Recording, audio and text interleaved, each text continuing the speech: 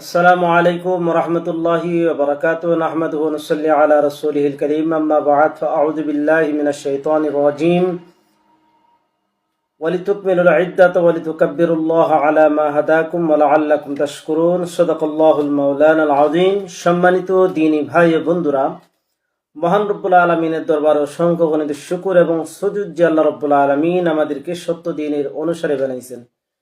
প্রিয় দ্বীনী ভাই ও বন্ধুরা, আল্লাহ পাক রব্বুল আলামিন বৎসরে 12টি মাস আল্লাহ তাআলা নির্ধারণ করেছেন।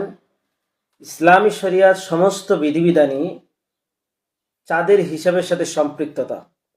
এজন্য প্রত্যেকটা মুসলমানের দায়িত্ব এবং কর্তব্য হলো চাঁদের হিসাবকে রাখা, ঠিক রাখা। কখন চাঁদ ওঠে, কখন চাঁদ অস্ত যায়, চাঁদ শেষ হয়ে যায়, এটার একটা হিসাব অবশ্যই প্রতিটা মুসলমানের জানা জরুরি।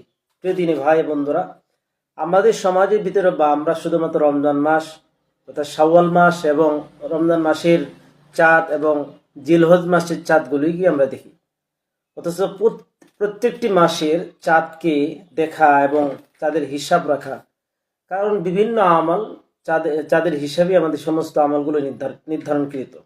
প্রিয় দিনী ভাই বন্ধুরা, মাহে রমজানের শুরুতে আমাদের যেরকমভাবে একটা হুকুম ছিল রমজানের চাঁদ দেখা, তেমনিভাবে ঈদের তথা ঈদ উল ফিতরের চাঁদ দেখাও, শাওয়ালের চাঁদ দেখাও আমাদের জন্য একটি বড় হুকুম। নবী সাল্লাল্লাহু আলাইহি ওয়াসাল্লাম হাদিসে ইরশাদ করেছেন, আন ইবনে উমর রাদিয়াল্লাহু তাআলা আন নবী সাল্লাল্লাহু আলাইহি ওয়াসাল্লাম আন্নাহু যাকারা রমাযান ফাকালা লা তাসুমু হাত্তা তারাউ আল হিলাল ওয়া লা তুফতিরু হাত্তা তারাউহু। আল্লাহর নবী সাল্লাল্লাহু আলাইহি ওয়াসাল্লাম বলেছেন, এদিন তিনি আলোচনা করতেছেন রমজানের, এবং তিনি বললেন, তোমরা ততক্ষণ পর্যন্ত রোজা রাখবে না যতক্ষণ পর্যন্ত রমজানের চাঁদ না দেখো, আবার ততক্ষণ পর্যন্ত রোজা শেষ করবে না, ছেড়ে দিবে না যতক্ষণ পর্যন্ত শাওয়ালের চাঁদ না দেখো। এই জন্য আমাদের জন্য অতীব গুরুত্বপূর্ণ বিষয় হল রমজানের চাঁদ দেখা। চাঁদ দেখে তারপরে রমজানের রোজা শুরু করা এবং চাঁদ দেখে রমজান শেষ করা।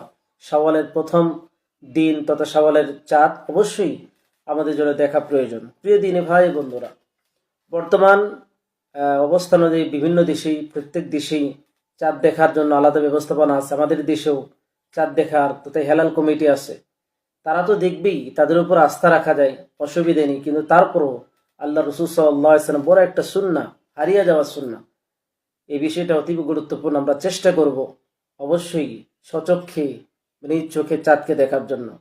যদি দেখা যায় ভালো কথা, না দেখলেও কোনো অসুবিধা নেই, আল্লাহ রসুলের একটা সুন্নাহর উপর আমল হয়ে যাবে। এজন্যই আমরা রমজান মাসেও যেরকমভাবে আমরা চাঁদ দেখব, তেমনিভাবে আমরা অবশ্যই শাওয়াল মাসে চাঁদ দেখে তারপরে ঈদ উল ফিতরের উৎসব তথা ঈদ উল ফিতর আমরা উদযাপন করব।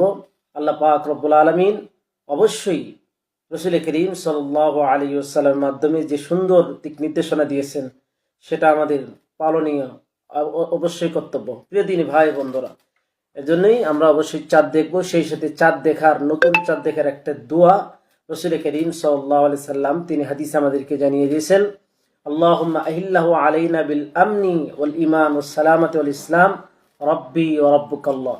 চাঁদ দেখার পরে এভাবে দোয়া করা, নতুন চাঁদ দেখার দোয়া। আল্লাহ পাক রব্বুল আলামিন আমাদেরকে আমল করার তৌফিক দান করুন, আমিন। আসসালামু আলাইকুম ওয়া রাহমাতুল্লাহি ওয়া বারাকাতুহু।